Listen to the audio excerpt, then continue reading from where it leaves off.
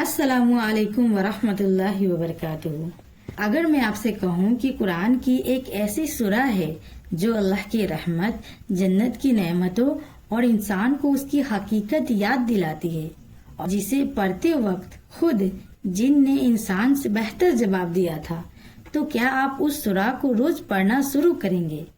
تو آج ہم قرآن مجید کی ایک نہایت خوبصورت سورہ الرحمن کے بارے میں جانیں گے۔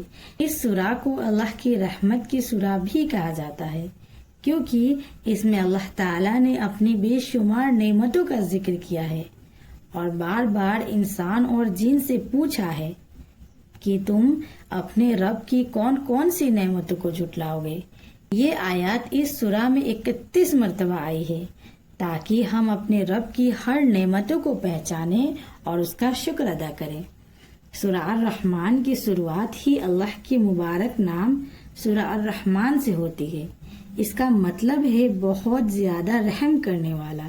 اللہ تعالیٰ سب سے پہلے اپنی رحمت کا ذکر کرتے ہیں، پھر قرآن سکھانے کا، اور پھر انسان کو پیدا کرنے کا اور اسے بولنا سکھانے کا۔ اس سے ہمیں پتہ چلتا ہے کہ اللہ کی سب سے بڑی نعمت ہدایت ہے۔ اس سورہ میں اللہ تعالیٰ ہمیں زمین، آسمان، سورج، چاند، ستارے، درخت، سمندر، پھل، اناج اور ہر اس نعمت کی یاد دلاتے ہیں جو ہم روز دیکھتے ہیں، لیکن اکثر اس کا شکر ادا کرنا بھول جاتے ہیں۔ یہ سورہ ہمیں سکھاتی ہے کہ ہر سانس، ہر نوالا اور ہر سکون اللہ کی طرف سے ہے۔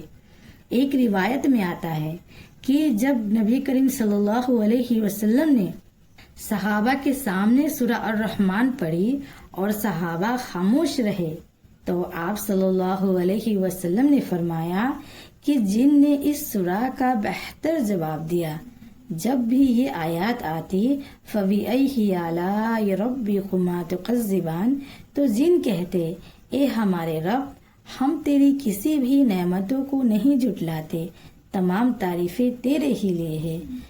اور سورہ الرحمن صرف نعمتوں کا ذکر ہی نہیں کرتی بلکہ قیامت کا منظر بھی بیان کرتی ہے۔